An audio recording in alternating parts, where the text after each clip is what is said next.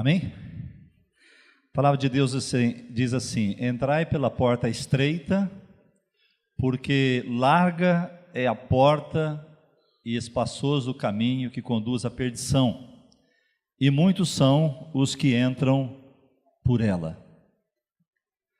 E porque estreita é a porta e apertado o caminho que leva à vida, e poucos há que a encontrem.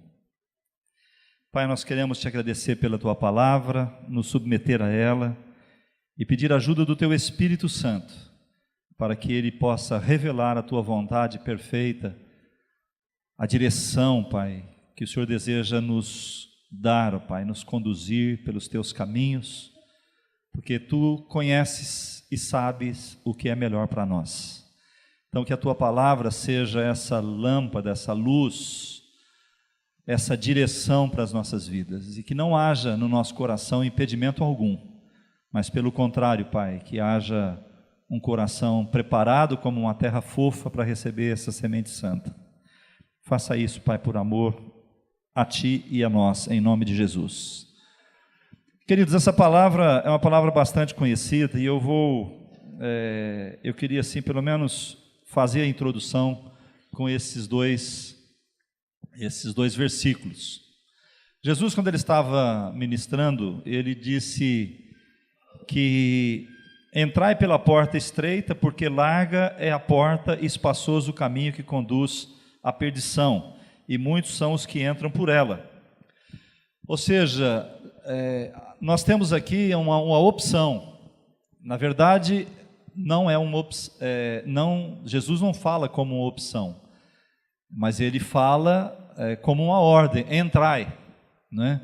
Ele está dizendo para nós entrarmos pela porta estreita, porque a porta que é larga e espaçosa, o caminho que conduz à perdição é espaçoso. Então todos nós, todo ser humano, ele vai ter a oportunidade de ouvir o Evangelho, não é? E ao ouvir o Evangelho, ele vai ter a disponibilidade de escolher se ele quer seguir o Evangelho, se ele quer andar pela porta estreita, pelo caminho estreito ou pelo caminho espaçoso. Então aqui existe uma decisão. É como se nós estivéssemos andando, você estivesse andando, e chega no momento que você tem dois caminhos. Você tem um caminho à direita e um caminho à esquerda. E você tem que fazer a opção. Acontece que o caminho à direita é um caminho estreitinho, apertado, e o caminho à esquerda é um caminho largo. É lógico que a princípio os seus olhos vão bater naquele caminho largo, pavimentado, e você vai falar: esse caminho aqui é mais fácil, não é? É mais tranquilo eu andar por aqui. Você vai olhar para o caminho apertado, pela porta estreita, e falar: não, aqui é muito difícil. Nós sempre procuramos uma facilidade. Nós sempre vamos procurar aquilo que é mais fácil para nós fazermos. Mas, na verdade, amados, o que nós precisamos é entender que nós estamos vivendo um tempo que nós precisamos decidir isso.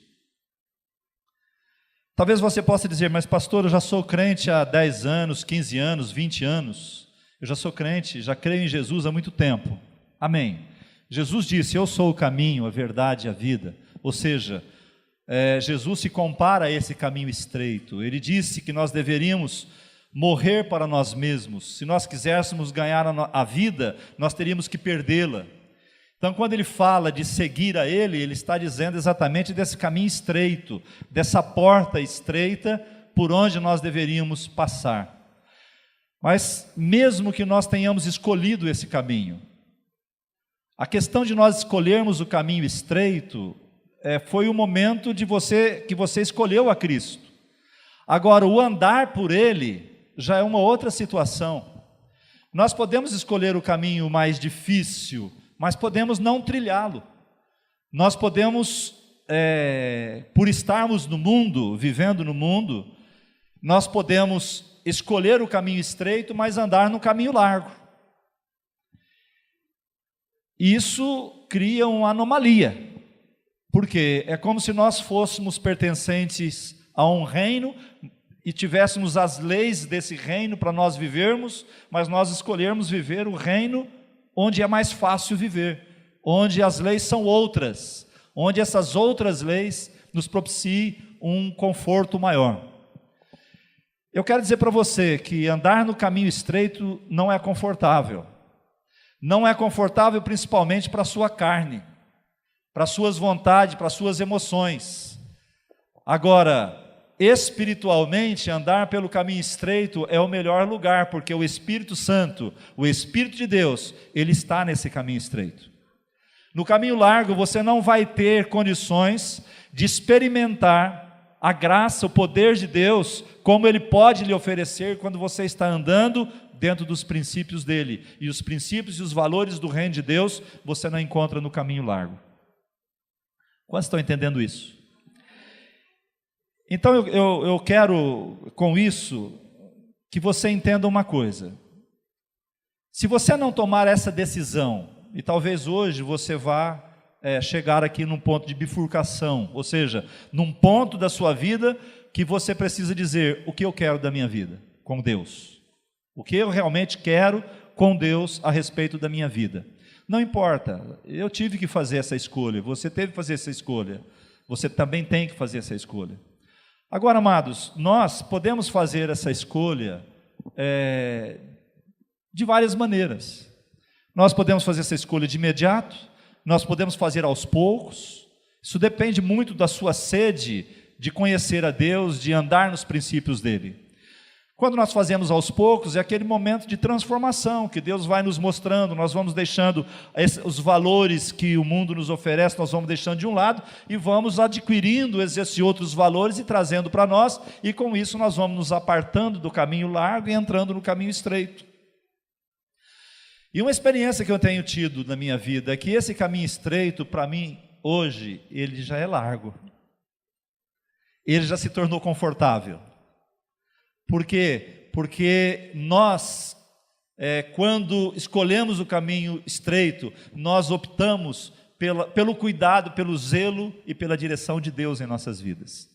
E aquilo que aparentemente era perda para nós, que era o caminho largo, de repente agora esse caminho estreito é ganho. Não é? Não ganho por causa de uma opressão, não ganho por causa de uma obrigatoriedade, mas ganho pelo um prazer enorme de estar na presença de Deus e andar por Ele. Eu queria então nessa noite usar alguns textos, ou mais principalmente o texto de uma parábola, que está lá em Lucas 18, do 1 ao 8, porque eu quero usar uma dessas coisas do caminho estreito, para nós entendermos o quanto ele é maravilhoso. E esse caminho estreito, uma das coisas que nós precisamos vivenciar é a fé. Eu tenho falado muito nesse começo de ano aqui para os irmãos a respeito da fé. É uma coisa que nós precisamos nos mover através dela. Não dá para nós vivermos uma vida cristã movida pelo nosso raciocínio, movido pelos nossos conceitos, por aquilo que nós achamos, não é? Porque se nós fizermos isso, nós vamos relativizar a palavra de Deus. Nós vamos colocar a palavra de Deus lado a lado com as nossas escolhas pessoais, e sempre as nossas escolhas pessoais, elas vão superar o valor da palavra de Deus. Isso acontece muito nos dias de hoje. As pessoas dizem: não é bem assim. Eu não acho que seja dessa maneira, quando a palavra está dizendo claramente como ela deve andar por esse caminho estreito. Então, eu queria fazer uma pergunta para você pensar, enquanto nós vamos fazer a leitura já de Lucas, mas eu queria fazer uma pergunta antes para você pensar. Você alguma vez já ficou na fila de oração? Sim ou não? Vocês não entenderam, né? Eu não expliquei também. Você já ficou às vezes na fila da oração, não naquela fila no final do culto que o pastor pode chamar aqui, ficar aqui na frente, as pessoas fazem uma fila e você vem e recebe oração. Na fila de oração, assim, você fez um pedido para Deus e está aguardando Ele responder. Quem aqui já entrou nessa fila de oração? Pois é, irmãos. É na fila onde você está clamando, esperando uma resposta de Deus. Agora eu vou fazer uma outra pergunta. Você já ficou agradecido alguma vez porque Deus não respondeu a sua oração? Hein? Diminuiu bem a quantidade de pessoas. Você já ficou agradecido porque Deus não te respondeu? Nunca aconteceu com você de você ter pedido algo para Deus, pedido, não aconteceu. Depois lá na frente aconteceu outra coisa diferente, você fala, poxa vida, agora eu entendi porque que Deus não respondeu a minha oração, porque não ia ser bom para mim. Irmãos, quando nós estamos nesse caminho estreito, nós não temos mais vontade própria. Deus se torna soberano sobre nós. Ele é soberano sobre todos, mas nem todos reconhecem. Então, quando nós entramos nesse caminho estreito, ele se torna soberano. Então, a vontade dele está acima da nossa vontade. Então, ele pode responder, ele pode não responder, ele continua sendo soberano sobre nós. Porque nós não conhecemos o nosso futuro. Deus conhece o nosso passado, o nosso presente e o nosso futuro. Então, ele sabe o que é melhor para nós. Então, nesse caminho estreito, você não pode dar ordem para Deus. Você não pode, jamais nós temos como seres humanos dar ordem para Deus. Jamais você vai determinar o que Deus tem que fazer. Porque muitos hoje determinam, não, já determinei, Deus vai fazer. Como? O que é isso? Quem somos nós para ficar determinando o que Deus vai fazer? Ele vai fazer, Ele é soberano para fazer como Ele deve fazer e quando Ele quer fazer.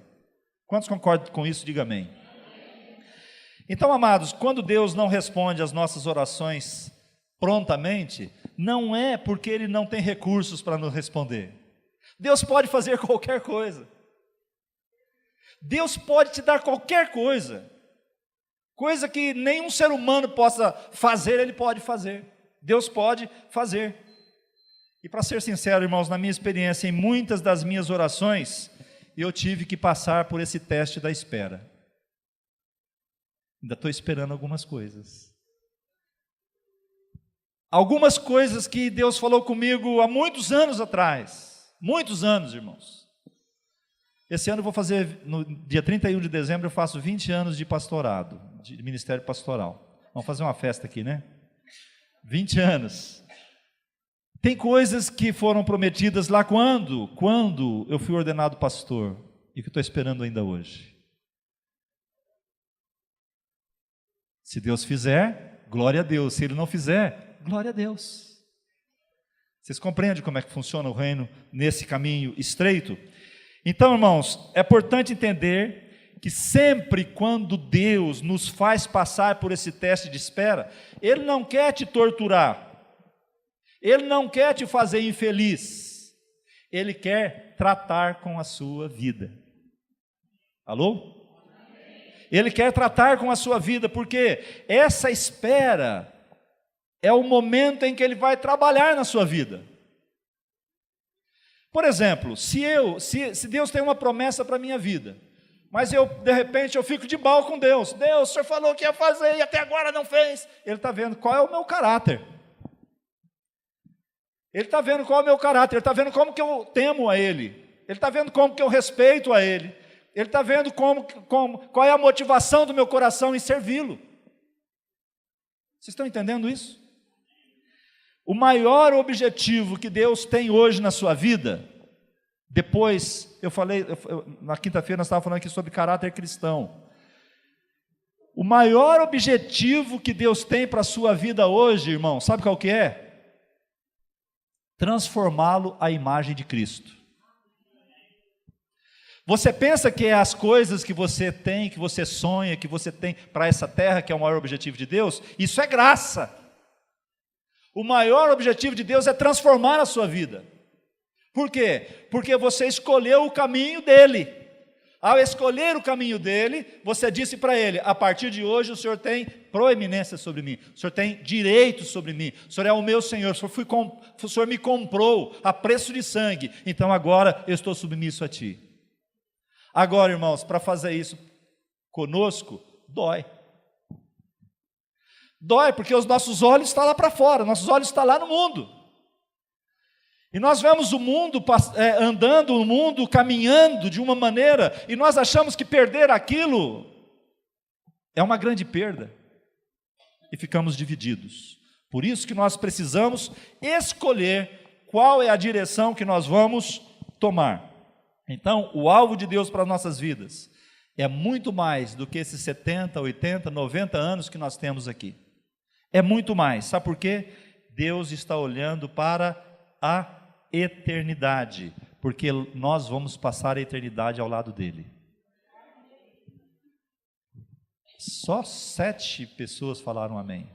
Não, acho que foi 12. Amém, irmãos? Amém. Ah, aleluia. Então Deus prepara o nosso coração para que nós tenhamos esse caráter, o caráter de Cristo.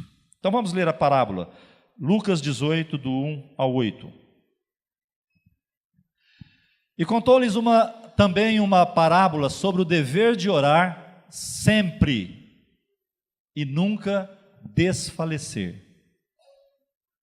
dizendo: havia numa cidade um certo juiz. Preste atenção nessas palavras, irmãos. Havia nessa cidade um certo juiz que nem a Deus temia e nem respeitava homem algum, certo?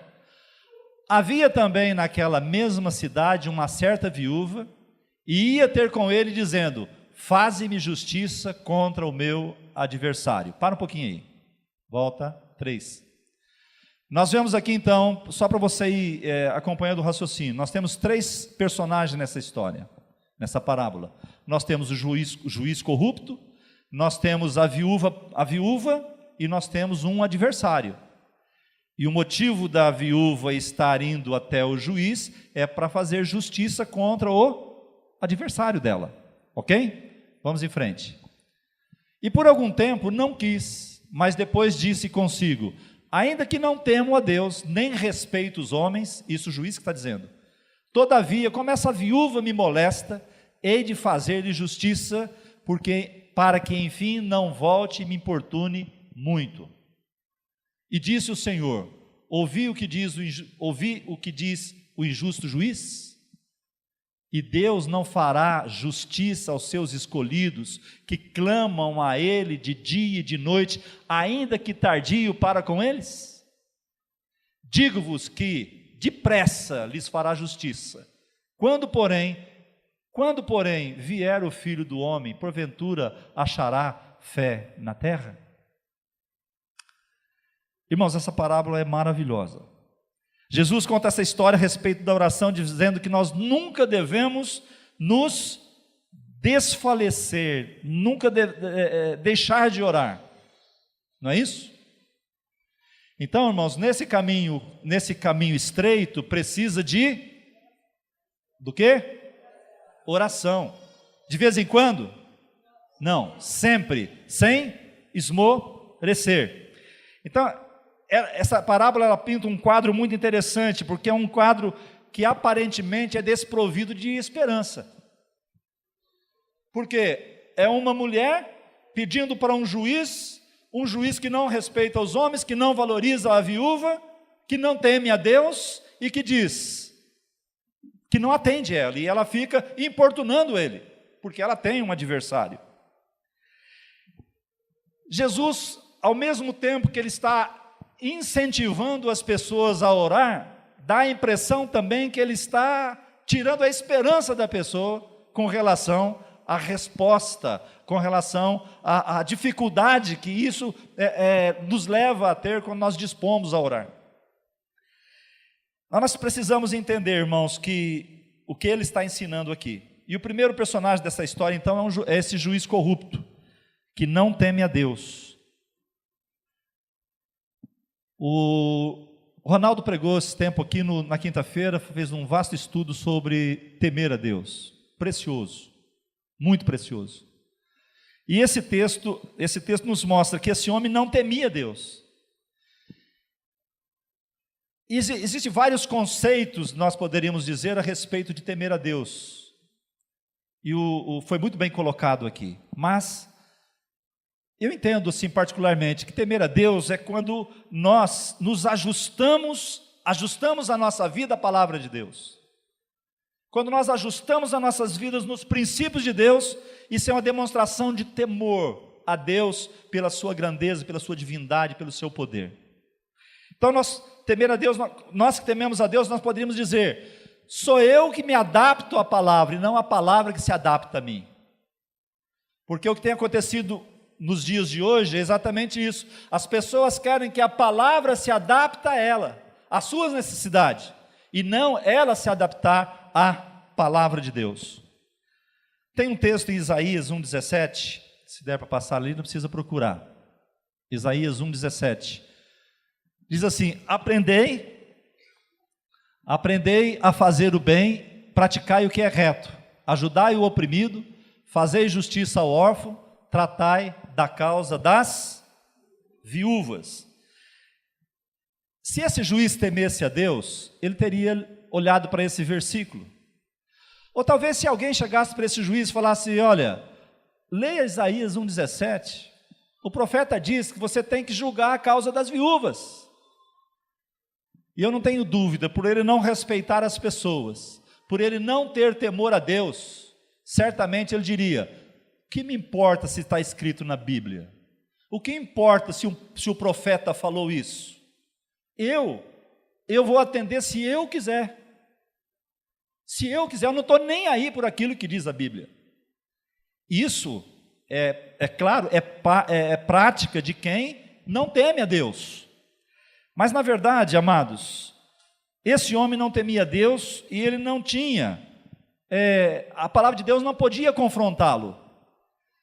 Como que a palavra pode confrontar alguém se ele não acredita naquela palavra? Então ele estava acima, ele era a lei, ele estava acima de tudo. Então nessa noite, você está aqui, mas você escolheu um caminho. Você chegou numa encruzilhada e você escolheu um caminho. Se você escolheu um caminho, então a palavra pode te confrontar, porque você crê nessa palavra. Se você crê nessa palavra, a palavra então vem e te confronta. Se você teme a Deus, você pode então ajustar a sua vida ao padrão de Deus. Agora, irmãos, você fala: pastor, mas o que leva o pastor a ministrar isso? O que me leva a ministrar isso que eu estou falando para vocês, amados, é simplesmente uma grande, mas irmãos, pensa numa grande preocupação no meu coração, colocada, eu sei, não por mim, mas pelo Espírito Santo de Deus, quanto ao rumo que a igreja tem tomado. Não estou dizendo a nossa igreja, a igreja de Cristo na terra. É uma preocupação muito grande, porque nós estamos vivendo momentos difíceis, momentos muito difíceis, como igreja do Senhor, aqueles que escolheram o caminho estreito. Então eu quero falar um pouco sobre isso durante aqui esse texto, mas a Bíblia acrescenta então, que aquele homem não se importava com as pessoas, ele não estava preocupado em prestar contas para ninguém, ele estava acima de tudo, ele não estava disposto a fazer justiça, e provavelmente ele se aproveitou daquela ocasião para oprimir aquela viúva. Nós não temos, amados, apenas esse personagem, mas nós temos também o personagem da viúva, e é importante você saber o que acontecia com a viúva naquela época.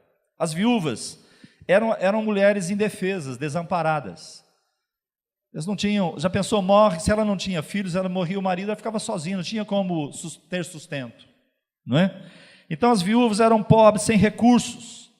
As mulheres eram suscetíveis à opressão, especialmente por aqueles que estavam ao seu redor, como o caso desse juiz. Ela não tinha ninguém que pudesse intermediar a situação, ninguém que a defendesse, não tinha ninguém que pudesse defendê-la. E além do juiz, da viúva, tem esse outro personagem que é o adversário, e nós precisamos prestar atenção também nisto. Esse adversário, ele só se dobraria de acordo com a aplicação da justiça. Do contrário, ele não se dobraria para ajudá-la. Então é por esse motivo que Jesus conta essa história. E eu creio que o principal motivo que Jesus conta essa história é para mostrar, irmãos, que embora tudo tivesse conspirando contra aquela viúva, ela agiu com fé. Tudo estava contra ela, mas ela agiu com fé, ela não desanimou, ela foi até o fim. Ela escolheu um caminho difícil de caminhar, foi uma luta para ela. Ela estava importunando aquele juiz, mas ela não desistiu. Ela não desistiu, nenhuma distração, nada podia perturbar a vida dela, nem aquele juiz iníquo. Eu quero fazer aqui um alerta. Eu imagino que, só abrir um parêntese. Eu imagino, irmãos, que à medida que se aproxima a volta de Jesus, mais e mais a nossa sociedade vai se afastar dos princípios da palavra de Deus. Vocês têm visto alguma coisa parecida já? Mais e mais a nossa sociedade que nós vivemos, vão se afastar, ou vai se afastar da palavra de Deus. Cada vez mais as pessoas estão, aquilo que eu disse, relativando a palavra de Deus, os mandamentos de Deus. Não é bem assim. Eu não penso assim. Eu não acho que é assim. Eu acho que é desse jeito. Então o achismo está em moda. E esse quadro vai promover uma situação chamada pela Bíblia de apostasia. Já viu essa palavra, apostasia? Coloca para mim em 2 Tessalonicenses, capítulo 2, do 1 ao 3.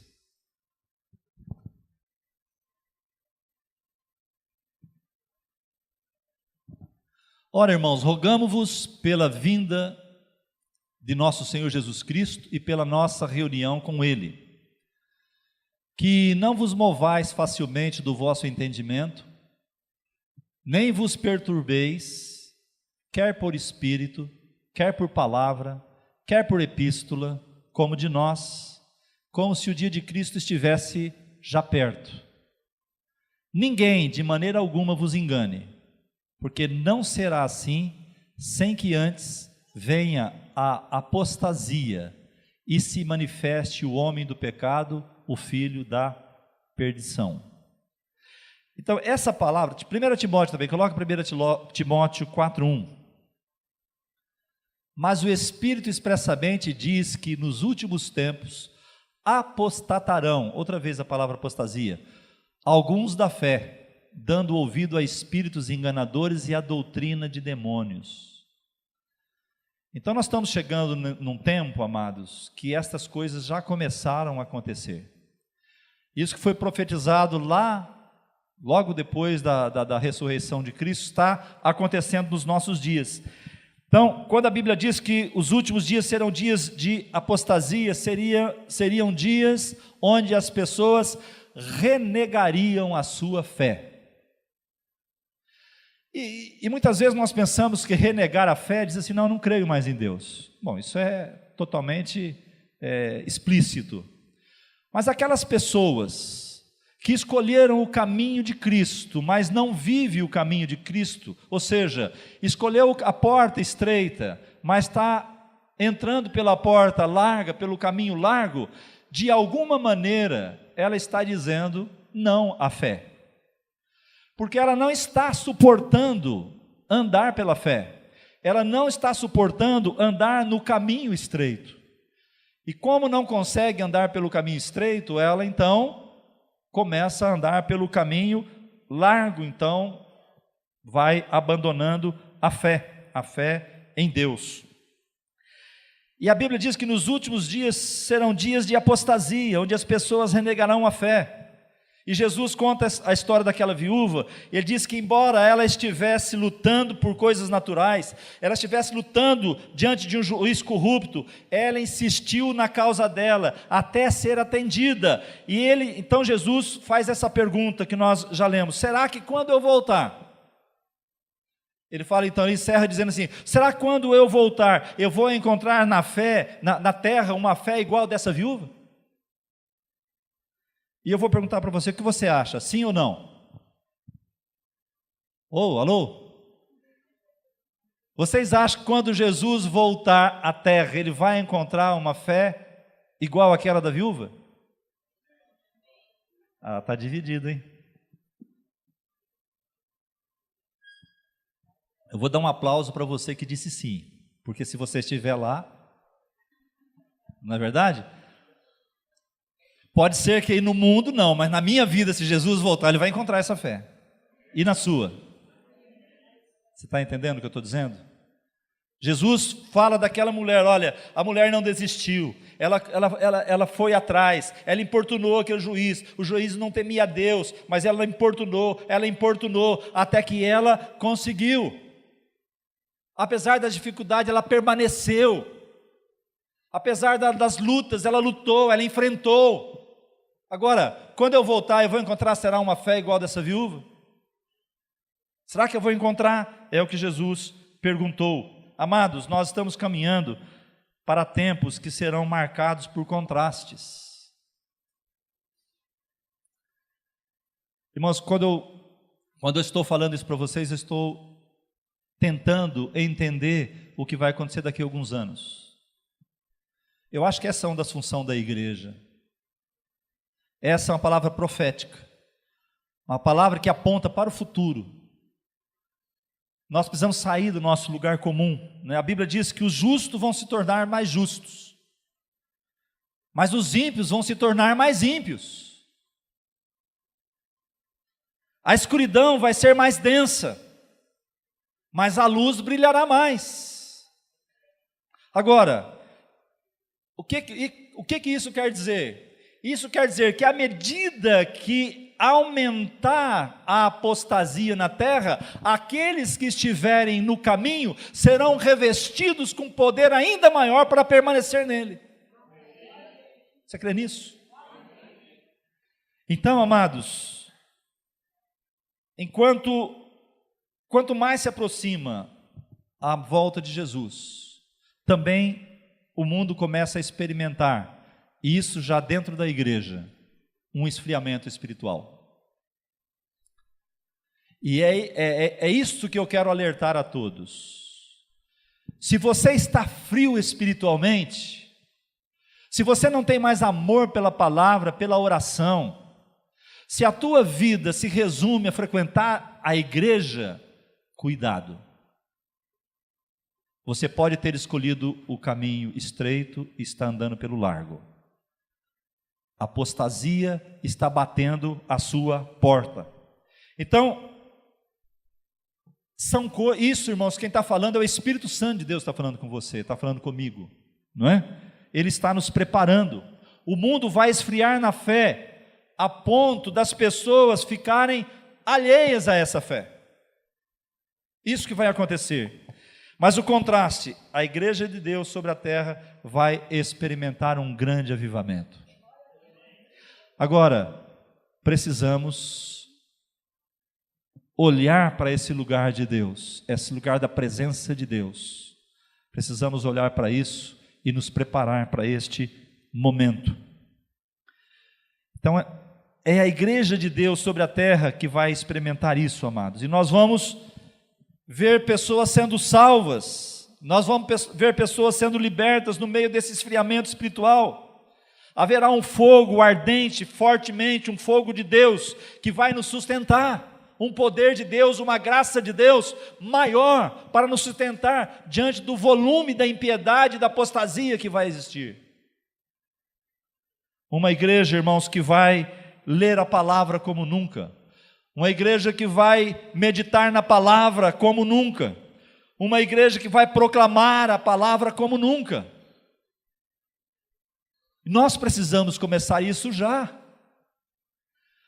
Irmãos, o bonde está andando, as coisas estão passando, e muitas vezes nós não estamos nos apercebendo que as coisas já estão acontecendo, e nós podemos perder o bonde, perder o voo, né? Bonde já é coisa muito antiga, mas é um ditado, né? Hoje é perder o voo, né?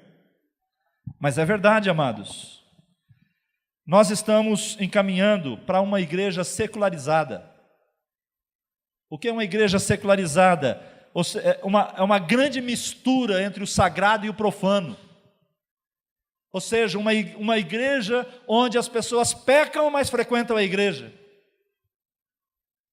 As pessoas não sabem dividir mais o que é santidade e o que é pecado.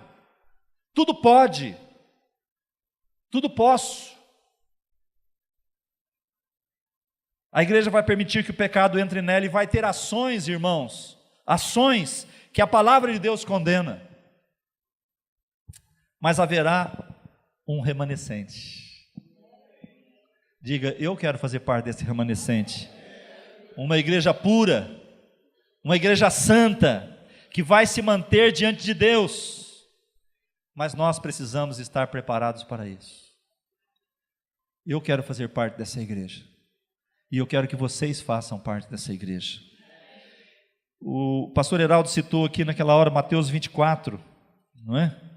E nós queremos ler esses versículos de Mateus 24, a partir do verso 3.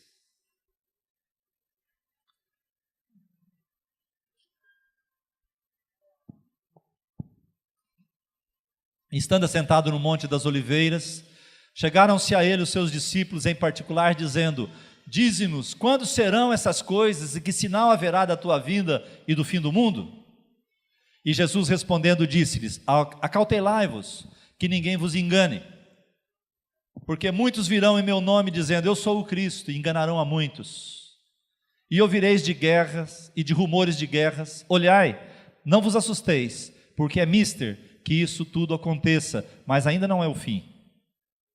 Porquanto se levantará nação contra nação, e reino contra reino, e haverá fomes e pestes e terremotos em vários lugares.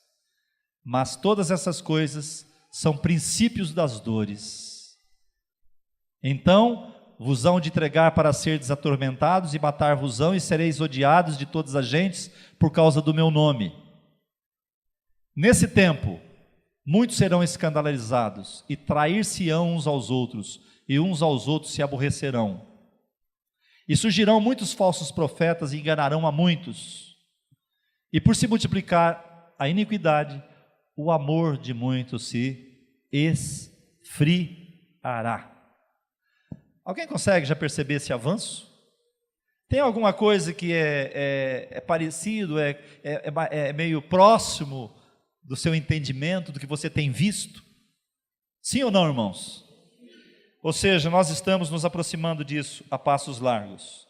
Porque Jesus está nos ensinando através dessa parábola, irmão, do juiz iníquo, e dessa mulher que tem um adversário, que não tem ninguém que lute por ela. Jesus está tentando nos dizer que, embora todo o quadro pareça ser desfavorável, embora tudo isso pareça ser algo desesperançoso, nós podemos olhar para tudo e falar, meu Deus, o que vai ser então? Né? Ele nos mostra que existe esperança, porque Deus é bom e a sua misericórdia dura para sempre. Diga assim, meu Deus é bom. Você entende, irmãos? Deus é bom, mas qual caminho você tem escolhido?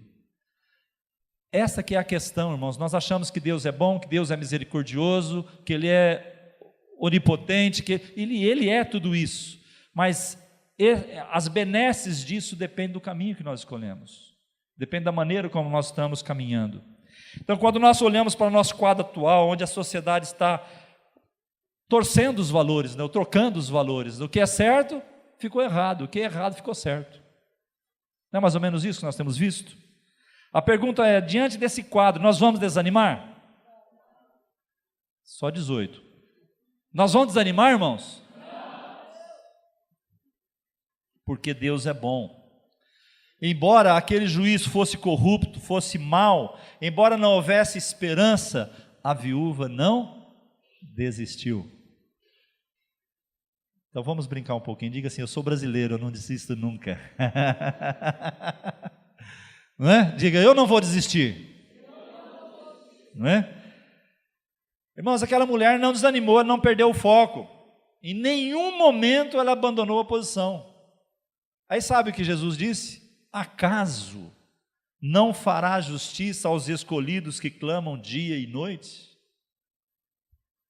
Ou seja, irmãos, Deus vai fazer a justiça. A única maneira de vencer aquele adversário era através da justiça. O juiz que promulgava a justiça não quis. Ela ficou importunando. Aliás, tem algumas pessoas que olham para essa parábola e acham que o juiz é Deus. Irmão, o juiz não é Deus. Deus estava exaltando a fé, o juiz era iníquo, certo? Jesus estava aqui exaltando a fé. Existia uma mulher, uma viúva, carente, que ela precisava que o juiz julgava, mas esse juiz era iníquo, ele não temia Deus, e ele disse não, e ela importunou ele, por causa do adversário que ela tinha, até que ele cedeu. Aí ele disse, essa mulher tem fé. Agora, nós podemos pensar da seguinte maneira, eu posso buscar a Deus com insistência, eu posso colocar minha vida com insistência diante de Ele, porque Ele fará justiça à minha vida. Amém, irmãos? Então vamos voltar ao adversário, que é o outro personagem da parábola, para nós terminarmos. E eu pergunto para você, quem são os seus adversários? Nessa caminhada, quais têm sido os seus adversários? Talvez o seu adversário seja uma luta interna que você tem, algo não resolvido dentro de você. Talvez você esteja aqui nessa noite lutando contra o álcool, talvez você esteja aqui lutando contra a droga, talvez você esteja aqui lutando interiormente contra a pornografia na sua vida. Todas as coisas de caminho largo, que tiram você do caminho estreito. Talvez a sua luta seja o seu casamento, talvez a sua luta seja por santidade, você não consegue se manter santo, você tenta, mas parece que aquilo virou um adversário com você, é uma luta que você trava com aquela situação, não tem sido fácil para você se manter em santidade, a hora que você consegue alguma coisa, você fala, poxa, caí de novo. Que vida é essa que você está vivendo? Que adversário é esse que está dominando a sua vida? Talvez você esteja lutando porque existe uma guerra financeira na tua casa, na tua família. Talvez existe um problema relacional na sua família, uma encrenca que não se resolve nunca. Talvez você tenha orado, mas parece que você está na fila e não tem retorno. Parece que essa luta não acaba nunca. Deixa eu dizer algo para você a respeito dessas coisas, irmãos. Eu poderia citar muitas outras coisas que poderiam representar um adversário, mas você sabe qual é o seu adversário. Mas deixa eu dizer alguma coisa para você. O fato de nós sermos filhos de Deus não nos livra de sermos apertados e de termos que correr atrás das coisas como aquela viúva fez. Nem um amém ouvi. Mas é uma verdade ou não é? Talvez você esteja remando contra a correnteza, talvez você se sinta ultrapassado no ambiente que você vive, porque você quer viver os princípios da palavra de Deus e as pessoas te discriminam. É um adversário. Talvez seja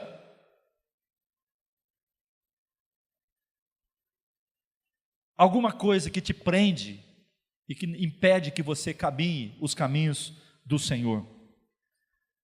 Mas você precisa saber de algo que a Bíblia diz aqui nesse texto. Deus fará justiça a teu favor. Deus fará justiça a teu favor. Deus fará justiça a teu favor. Quando você está nesse caminho estreito, quando você optou pela porta estreita, quando você escolheu esse caminho onde você tem que morrer, onde você tem que negar a si mesmo, Deus assume o controle e fará a justiça pela tua vida. Deus é bom em todo tempo Deus é bom. Então, ouça, meus irmãos, Deus é bom ou não? Agora, Deus continua bom depois que Ele não te atende? Então, Deus é bom quando Ele me atende, e Deus é bom, continua sendo bom quando Ele não me atende. Não é assim? Então, amado, ainda que Ele não responda nenhuma das nossas orações, ainda que Ele não responda nenhuma das suas orações, nós devemos saber que naquele dia, na presença dEle, nós seremos recompensados. Você percebe que o nosso alvo não está aqui, nosso alvo está além? Isso não quer dizer que Ele não vai cuidar de nós. Ele cuida. A Bíblia diz: lançai vossas ansiedades sobre Ele, porque Ele tem cuidado de vós. Não é? Ele tem cuidado de nós. Agora eu quero fazer uma pergunta para você. Eu estou cheio de pergunta hoje. O que vale mais para nós? É que Ele atenda os nossos pedidos aqui? Essa é a primeira. O que vale mais para nós? É que Ele atenda todos os seus pedidos. Vamos supor, como o gênio da lâmpada lá. Você tira tudo que você quiser, Ele te atende. Ou, coloca aí Mateus 25, 21 para mim.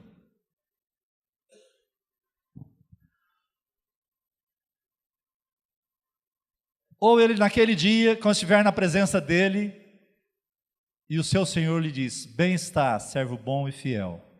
Sobre o pouco foste fiel, sobre o muito te colocarei. Entra no gozo do teu Senhor. O que você quer mais? Que ele atenda os seus pedidos aqui? Ou ser fiel, independente se ele responder ou não, mas ouvir isso dele naquele dia? Vocês não estão muito animados com esse negócio, não. Vamos começar tudo de novo. Abram suas Bíblias, irmãos, em Lucas. Quando ele encontrar com você, meu irmão, porventura, ele vai encontrar esse nível de fé?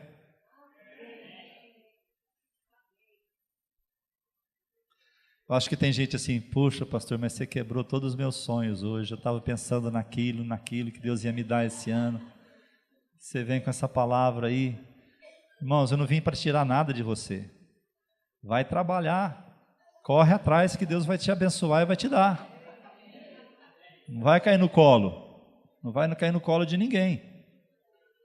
Amém ou amém? Amém. Então nessa noite Deus pergunta: qual é o nível de fé que Ele vai encontrar na terra ou em nós quando Ele nos buscar? Qual é o nível de fé? Por acaso Ele encontrará esse tipo de fé? Essa é uma noite de decisão para nós.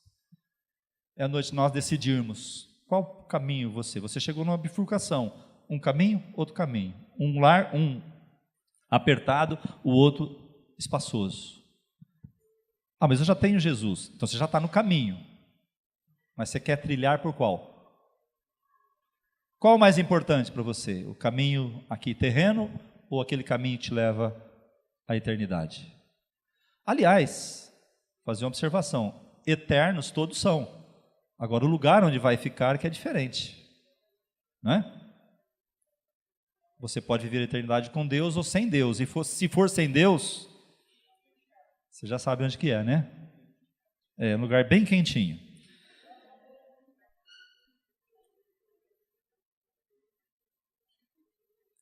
Amados, nós estamos vivendo um tempo de decisão. A decisão, irmãos, é uma escolha que você faz.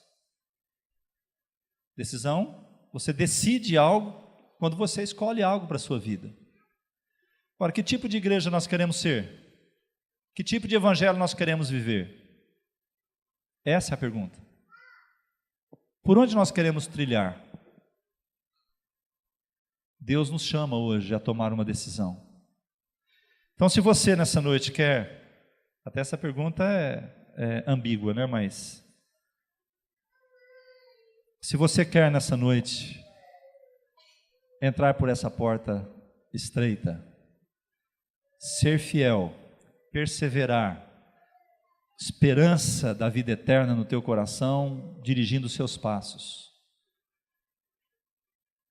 eu quero que você se coloque em pé, para que nós possamos colocar isso diante de Deus.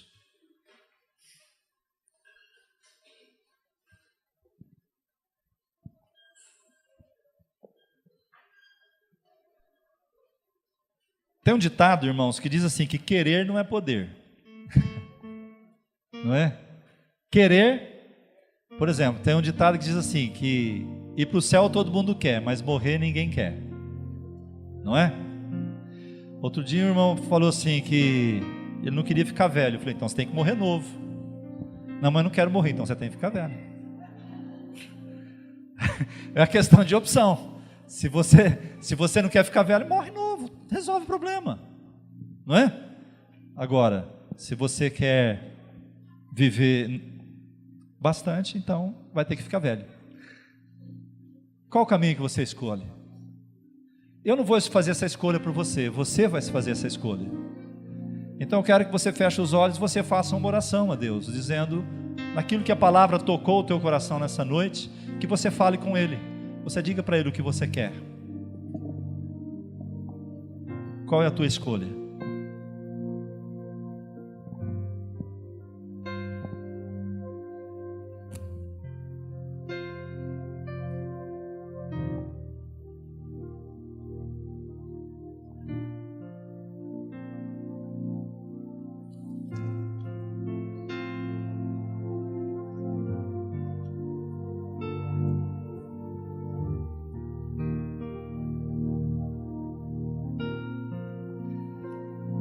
Bendito é o nome do Senhor. Ele vai te dar a mão, Ele vai caminhar contigo. Ele tem cuidado de você, Ele te ama. Pai, nós queremos dizer a Ti, Senhor, que nós queremos viver o Teu Evangelho, Senhor, como Ele é. Nós não aceitamos, Senhor, espírito de apostasia nos nossos corações, nas nossas vidas, no meio da igreja. Nós não aceitamos esfriamento espiritual, não aceitamos. Queremos a Tua presença viva. Bendito é Teu nome, Senhor. Recebe, Pai, as orações que Teus filhos fizeram, e que isso seja um compromisso entre o Senhor e eles, de acordo com aquilo que eles comunicaram a Ti, Senhor. Vem sobre nós nessa noite e nos abençoe em nome de Jesus. Amém. Queridos, eu queria chamar as pessoas as equipes que vão servir a ceia, que viesse rapidamente para nós nos postarmos aqui.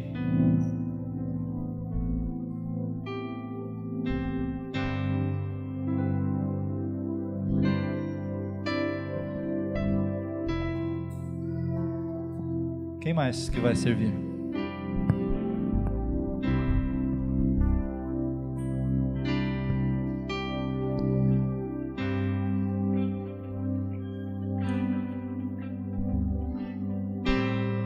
Nós vamos distribuir os elementos da ceia. Poderão participar aqueles que são batizados, que estão em plena comunhão com suas igrejas. Mesmo que você seja de outra igreja, mas você é batizado, está em comunhão com a sua igreja, com o seu pastor, você pode participar conosco.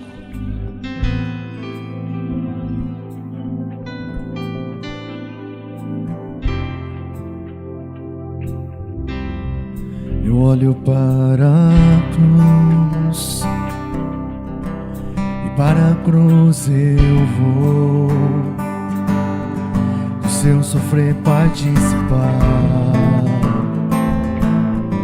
a sua obra vou cantar. Meu Salvador na cruz mostrou o amor do Pai, o justo Deus.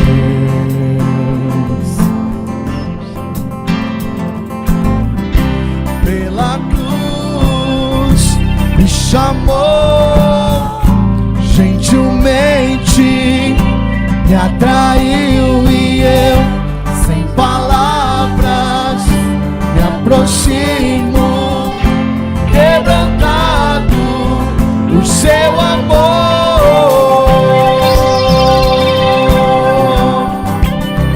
Obrigado, Senhor, pela tua cruz, pelo seu sacrifício em nosso lugar. Obrigado, Jesus, merecida vida, de graça recebi, por sua cruz morte me livrou, trouxe minha vida. Eu estava condenado, mas agora pela cruz eu creio, Senhor, eu fui reconciliado.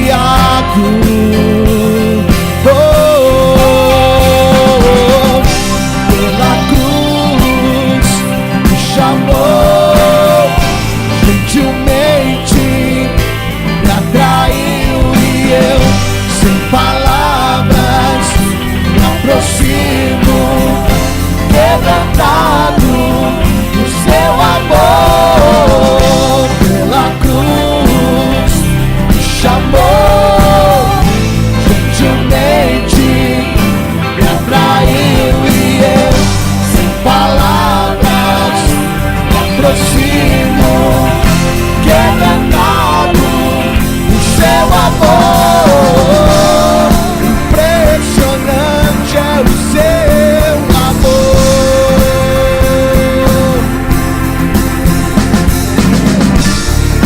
me redimiu e me mostrou o quanto é fiel.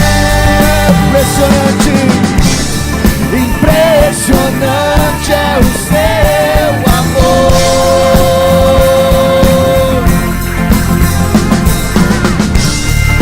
me redimiu e me mostrou o quanto é fiel. Pela cruz me chamou, gentilmente me atraiu e eu, sem palavras, me aproximo, quebrantado do seu amor. Pela cruz me chamou, gentilmente me atraiu e eu, sem palavras, me aproximo, quebrantado do seu amor.